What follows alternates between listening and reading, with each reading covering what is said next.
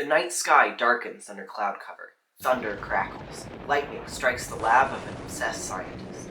Beakers shatter, chemicals fly across the room as electricity flows through the bolt's lifeless target, creating the timeless legacy of Frankenstein. Here's a bow tie for your brain. DC Comics superhero The Flash and Mary Shelley's Victor Frankenstein are, in many ways, the same character. This might seem like an odd claim to make, but the amount of close connections between the two characters is actually kind of freaky, and can ultimately point us back to a long-running literary tradition. Let's untie it.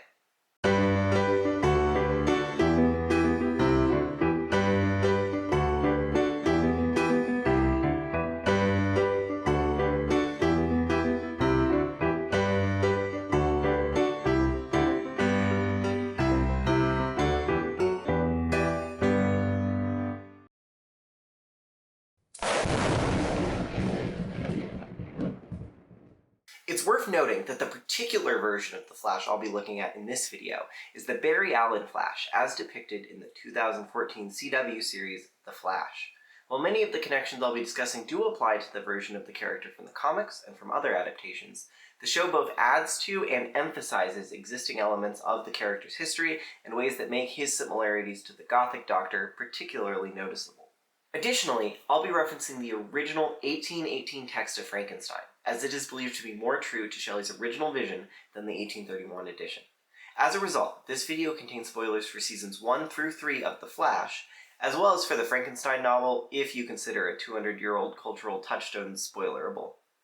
Before we can talk about why these similarities exist, we first need to establish what these similarities are. What could tie together the definitive mad scientist and the forensic scientist turned superhero, beyond the field of science, that is? Let's start with the surface level stuff. As I touched upon in the intro, both characters are very closely associated with lightning. Throughout the Frankenstein novel, lightning is used as a recurring symbol, and though not strictly depicted this way in the book, the birth of Frankenstein's monster has become popularly associated with a lightning strike, thanks largely to the 1931 film adaptation. Meanwhile, the Flash's entire aesthetic is based around lightning. His emblem is a lightning bolt, his helmet features lightning bolt earpieces, and he produces streaks of lightning when he runs. Most notably for our purposes, he receives his powers from being struck by lightning, and the depiction of this moment in the Flash television show is clearly modeled after the iconic birth of Frankenstein's monster. Another broad similarity is that both characters lose their mothers at a young age. When Victor Frankenstein is 17, his mother succumbs to scarlet fever, an experience which leads Victor to bury himself in his scientific studies. Meanwhile, at the age of 11, Barry Allen witnesses his mother's death in the midst of an inexplicable indoor lightning storm. This event leads Barry to develop an obsession with supernatural and unexplained occurrences, an obsession that would define his life into his adulthood. The connections go deeper, though. In both stories, the protagonist's primary love interest is his adoptive sister. Uncomfy, I know. Victor is in love with Elizabeth Lavenza, his cousin, whom Victor's parents adopt when Elizabeth's own mother dies. And Barry is in love with Iris West, whose father, Joe West, takes in and raises Barry after his mother's death. This is an abnormal connection for any couple to have, making it striking that the two share this family dynamic. Furthermore, both relationships have the added wrinkle of being foretold by external forces. In Frankenstein, Elizabeth tells Victor, "You well know, Victor, that our union had been the favourite plan of your parents ever since our infancy. We were told this when we were young, and taught to look forward to it as an event that would certainly take place." Victor and Elizabeth are betrothed by their parents and taught to see their eventual marriage as inevitable. Meanwhile, though not formally betrothed, Barry and Iris, before developing mutual feelings for one another, discover that they are to be married by a newspaper from the future. In both cases, the characters have knowledge of their ultimate union far before it actually occurs. Fortunately for the legacy of Frankenstein, however, Victor isn't most remembered for marrying his cousin/sister. He's remembered for having created his own monster, literally. His worst enemy and his subsequent sufferings are all a product of his own making, and this is yet another feature Barry Allen shares with him. Two characters in The Flash can be seen as serving the role in Barry's life that the creature serves in Victor's, those being the Reverse Flash and Savitar. Let's take a look at the Reverse Flash first. In The Flash, the Reverse Flash is an evil speedster from the 22nd century named Eobard Thawne. Inspired by the legacy of his idol, the Flash, Eobard seeks to gain super speed and become a hero himself, but not everything works out as he intended. I was obsessed with you. For so long, I wanted to be the Flash. I spent years figuring out how you came to be. Duplicated the reaction. And it worked. I became like you. This ability to travel through time revealed the truth. My fate was to become your greatest enemy. I was never going to be the Flash. So I became the reverse of everything that you were. The more people you saved, the more you were loved, the more I had to take from you. Eobard succeeds in gaining the powers of the Flash, including his ability to travel through time. But as a result, he learns that he is destined to become a villain. This revelation initiates a sort of time loop. It causes him to go insane and drives him to become a villain in the first place. Realizing that he will never be like the Flash turns his hope into hatred. This is exactly what happens to Frankenstein's monster, too. After being created, he is lost and confused, and seeks acceptance from his creator and others, particularly a family of peasants, whom he grows to love. When Victor, the family, and everyone else he meets reject him on account of his terrifying appearance, however, he grows to hate man and his creator, discovering, just as Eobard did, that he will never fit in with those he admires. The creature tells Victor, I was benevolent. My soul glowed with love and humanity. But am I not alone? Miserably alone. You, my creator, abhor me. What hope can I gather from your fellow creatures who owe me nothing? When I discovered that the author at once of my existence and of its unspeakable torments dared to hope for happiness, that while he accumulated wretchedness and despair upon me, he sought his own enjoyment in feelings and passions from the indulgence of which I was forever barred. Then impotent envy and bitter indignation filled me with an insatiable thirst for vengeance. if Eobard can't be the Flash, then he decides to make the Flash miserable. If the creature can't be like Victor, then he decides to make Victor miserable. The creature's first act of vengeance upon Victor is to murder Victor's younger brother, William. After doing so, he intentionally frames Justine Moritz for the crime. Justine is the Frankenstein family's housekeeper, but she is loved by them and is treated like a member of the family. While Victor's family members are forced to reckon with the fact that someone they love and trust has apparently killed William, Victor alone believes that Justine is innocent, suspecting the creature's involvement. He has no evidence to prove such a claim, however, and Justine is put to death for the crime. Similarly, Eobard Thawne takes out his anger toward the Flash on Barry's mother, Nora, by traveling back in time and murdering her, believing that such a traumatic event would prevent Barry from ever becoming a hero in the first place. In a world that has not yet been introduced to the Flash, a young Barry's claims about the aforementioned lightning storm in his living room fall on deaf ears, and Barry's father, Henry, the only viable suspect, is sent to prison for the murder of Nora Allen. Barry spends most of his young adulthood as the sole person who believes that Henry Allen is innocent, desperately searching for some piece of evidence that could exonerate him. Fortunately, Henry's innocence is eventually proven by Thawne's own testimony, giving Henry's story a much happier outcome than Justine's. But the fact that the creature and Thawne put our main characters and their families in nearly identical situations is certainly worth noting. In both cases, our villains seem to eventually move beyond being consumed by hatred and start seeking personal happiness again, hoping to use our protagonists as means to that end. The creature, having accepted that no humans will embrace him, demands that Victor make him a partner, stating, I am alone and miserable. Man will not associate with me, but one as deformed and horrible as myself would not deny herself to me. My companion must be of the same species and have the same defects. This being you must create, if you consent. Neither you nor any human being shall ever see us again. The creature promises that, if Victor follows through on his demands, he will leave Victor alone forever. Taking the creature at his word, it appears that he is willing to let his quest for vengeance go, and instead wants to find personal happiness. In the first season finale of The Flash, we find that Eobard has been in a similar situation for quite some time. He reveals to Barry that, on the night he killed Nora Allen, he lost his connection to the Speed Force, stranding him in the past. Finally able to return to a future without the Flash, only to realize that in traveling back, I lost my way home. Lost my ability to harness the Speed Force. And without it, I was stuck here, stranded in this time, unable to return to my own. And the only way back was the Flash. But the Flash was gone, and so I created him. He creates the particle accelerator that gives Barry his powers and mentors Barry throughout the first season under the guise of Harrison Wells so that he can use the Flash's powers to get home. Because I needed you to get fast. Fast enough to rupture the space-time barrier and create a stable wormhole through which I could return home. Much like the creature promises to leave Victor's life, Eobard makes a compelling offer to Barry in exchange for his passage home. Barry Allen, if you give me what I want,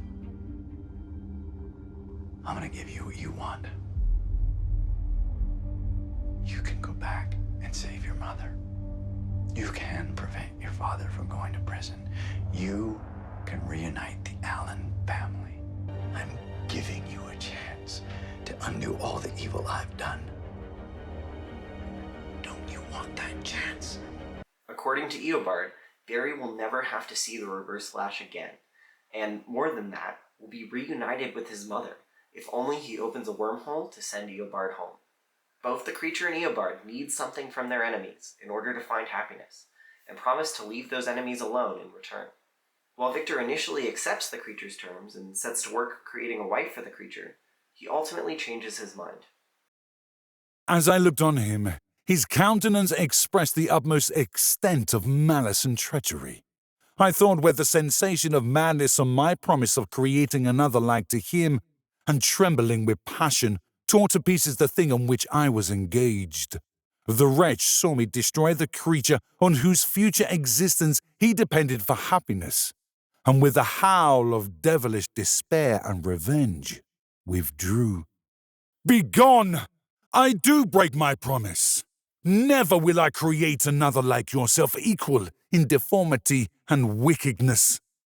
In response, the creature promises that he will make Victor's life and the lives of his loved ones miserable. Your hours will pass in dread and misery, and soon the bolt will fall, which must ravish from you your happiness forever. Are you to be happy while I grovel in the intensity of my wretchedness? You can blast my other passions, but revenge remains. Beware, for I am fearless and therefore powerful. I will watch with the willingness of a snake, that I may sting with its venom. Man, you shall repent of the injuries you inflict. A similar exchange happens between Barry and Eobard when Barry decides not to save his mother and, instead, prevents Eobard from getting home. You didn't save her. Why? Why? You could have had the life you wanted. You could have had everything you ever wanted. I already do.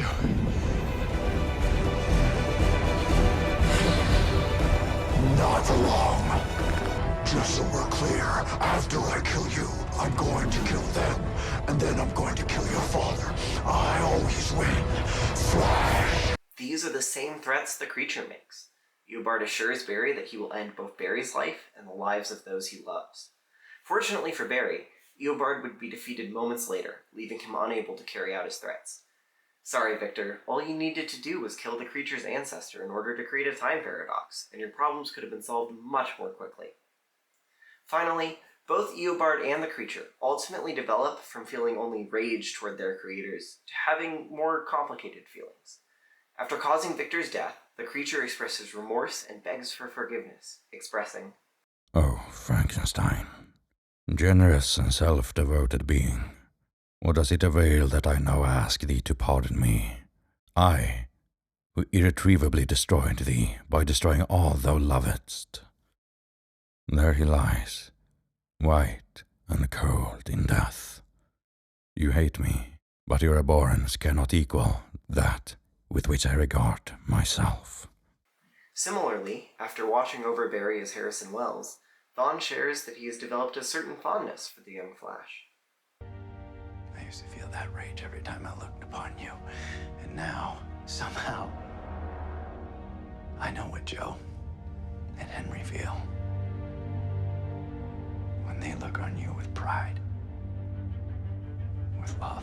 Admittedly, Eobard says that before making the same threats we saw just a moment ago, but I did say they were complicated feelings, after all. Savitar, from Season 3 of The Flash, covers a lot of the same beats. Savitar is a time remnant of Barry, a sort of clone created by time traveling shortly into the past, and is created by Barry in an attempt to win a fight against Savitar. Time travel is confusing. You will go back. You will do everything that you can think of to save her. You're even going to create time remnants of yourself, but he's going to kill them all mostly. Much like Eobard and the Creature, Savitar is driven to evil because he's rejected by those around him. Although this time it's by his own loved ones, who see him as a false, inferior version of the Barry they know. You all shunned me because I wasn't the true Barry Allen. I was an aberration. A disposable hero. Furthermore, Savitar is physically deformed, much like the Creature, and ultimately seeks to take his revenge on Barry by killing Barry's wife, Iris, just as the Creature ultimately targets the newlywed Elizabeth. Remember the threats he makes against Victor's loved ones after Victor refuses to create a wife for him? Well, I left out the last line. I go, but remember, I shall be with you on your wedding night. While the Creature succeeds in killing Elizabeth, Savitar is outwitted and fails to kill Iris, but both moments represent the villain's intended moment of victory over the protagonist. To recap, both Frankenstein and the Flash are associated with lightning, lose their mothers at a young age, fall in love with their adopted sisters, and create their own worst enemies in a far more literal sense than most. That's neat, but why does it matter? And what does it teach us about the origins of the Flash? Well, what if I told you that it demonstrates a clear connection between Barry Allen and a literary tradition called the Byronic Hero? The Byronic Hero is a character archetype that developed out of the Romantic period and most clearly emerged in the writings of the English poet Lord Byron, hence the term Byronic. The Norton Anthology of English Literature defines the Byronic hero as an alien, mysterious, and gloomy spirit, superior in his passions and powers to the common run of humanity, whom he regards with disdain. He harbors the torturing memory of an enormous, nameless guilt that drives him toward an inevitable doom. And he exerts an attraction on other characters that is the more compelling because it involves their terror at his obliviousness to ordinary human concerns and values. So, the classical Byronic hero is a haunted, detached man who feels both above and apart from the rest of humanity. Anyone familiar with Frankenstein could tell you that that's an accurate description of Victor, who was widely recognized as a traditional Byronic hero. At first glance, however, the definition doesn't seem to describe the Flash at all, being much more in line with darker or more alien heroes like Batman or the Doctor. Atara Stein, in The Byronic Hero in Film, Fiction, and Television, even describes more modern representations of the Byronic hero as loners and outcasts. They can be arrogant, contemptuous of human beings, bad-tempered, overbearing, cold, ruthless, and emotionless. A definition that is entirely at odds with Barry Allen's generally kind and warm personality. However, upon closer examination, the Flash takes important elements from many famous Byronic heroes, creating a character who may not be completely Byronic in attitude and outlook, but as the literary genetic material of some of his most notable Byronic predecessors. First, let's return to the uncomfortable circumstance of Victor and Barry both being in love with their adoptive siblings. While not normally considered one of the marks of a Byronic hero, this situation does seem to be a trend across several key Byronic characters. Manfred, the protagonist of Lord Byron's drama of the same name and the original Byronic hero, is hounded by remorse for a transgression that, it is hinted but never quite specified, is incest with his sister Astarte. The idea of the Byronic hero having romantic feelings for his sister, adoptive or otherwise, is baked into the archetype from its very birth. Other literary examples can be found in the Byronic Heathcliff from Emily Bronte's Wuthering Heights, who falls in love with his adoptive sister Catherine, and, of course, Victor Frankenstein. As a side note, Lord Byron himself might have had an entanglement with his own half-sister, which is just one of many reasons that Byron is often said to be a real-life example of a Byronic hero. How about the act of creating one's own monster? Well, as previously mentioned, Byronic heroes tend to be driven by guilt, the consequences of some past sin. In Manfred's case, this sin is not only the crime of incest, but the implication that Astarte may have taken her own life as a result. The idea of creating a literal monster through one's past sin, as Victor does, is simply a physical manifestation of this internal conflict, this all-consuming guilt. A clever feature of Shelley's story that countless modern works, including The Flash, draw from. What about the deaths of Victor and Barry's mothers? While both Victor and Barry happen to have lost their mothers specifically, it is more broadly the case that the previous loss of a loved one, often a loss caused by the hero and connected to the hero's guilt, is what makes the Byronic hero who they are, what leads them to distance themselves from humanity and attachment. In Manfred's case, this is the death of Astarte, which is potentially the result of their illicit relationship. For Batman, this is the loss of his parents. For Heathcliff, this is the death of Catherine and his failure to marry her. While Barry becomes the Flash long after losing his mother, it is ultimately his legacy as the Flash that causes this loss, thanks to time travel, creating a sense of personal guilt for Barry. Additionally, in a future timeline visited by Barry where Iris has been successfully murdered by Savitar, a villain whose existence is entirely Barry's fault and who literally embodies Barry's worst qualities, the future Barry Allen has become much more emblematic of a traditional Byronic hero as a result of that loss and his ensuing guilt. He has given up on superheroing and has abandoned those closest to him, choosing to sulk in Star Labs instead. He truly becomes the haunted, detached loner modeled by more traditional Byronic heroes, entirely as a result of Iris's death and the guilt that came with it. Even the Flash's superpowers and vigilantism are part of the Byronic formula. As Atara Stein writes, in both 19th century and late 20th century texts, the Byronic hero is given superhuman abilities that range from Manfred's ability to summon the spirits to the Terminator's ability to vanquish an entire urban police force without a casualty. He creates his own rules and his own moral code, and while he may break the law in pursuit of his goals, he takes responsibility for his actions. Stein is basically describing the concept of a superhero: fantastical powers, a moral code, potential disregard for the law in the pursuit of a higher justice. All of these ideas apply to the Flash, a heroic vigilante with superspeed, as well as most of his comic book contemporaries. Of course, the archetype of the Byronic hero might not account for all of the similarities between the two characters. Some of the more superficial similarities, such as the lightning motif, may be more coincidental. Lightning, an incredibly fast source of power that appears and disappears in an instant, is a logical symbol to associate with superspeed, and the television show's choice to present Barry's origin scene in a Frankenstein-like manner, and the viewer's ability to interpret it that way, likely says more about the cultural impact of Frankenstein than the Byronic roots of Barry Allen. The most meaningful connections between Victor and Barry, however, remain deeply rooted in the tradition of the Byronic hero, cementing the idea that the incredible number of similarities between the two characters points back to their shared Byronic origins. So, from his deceased mother, to his questionable marriage, to even his greatest foes, not only does the life of DC Comics' The Flash bear a startling resemblance to that of Mary Shelley's Victor Frankenstein, but those similarities originate from the long-lasting tradition of the Byronic hero, demonstrating that literary history can be hiding behind any character in any story. Thank you for watching. Let me know what you thought down in the comments, and keep an eye out for our next episode, an analysis of Doctor Who Series 10. This episode of Bowties for Your Brain was written and presented by Jacob Taylor. Elizabeth Lavenza was voiced by Victoria Lynn. The Creature was voiced by O'Neil. Victor Frankenstein was voiced by Max Pelosi. Script editing was provided by Olaf Tollefson, Faith Espinosa, and Virginia Taylor. Video editing was completed by Jacob Taylor using DaVinci Resolve, with notes from Olaf Tollefson, Faith Espinosa, and Peter Madrid. Special thanks to Dr. Julia Bowen and Bruce Taylor. My bow tie for this episode is from Elephant Fly Shop.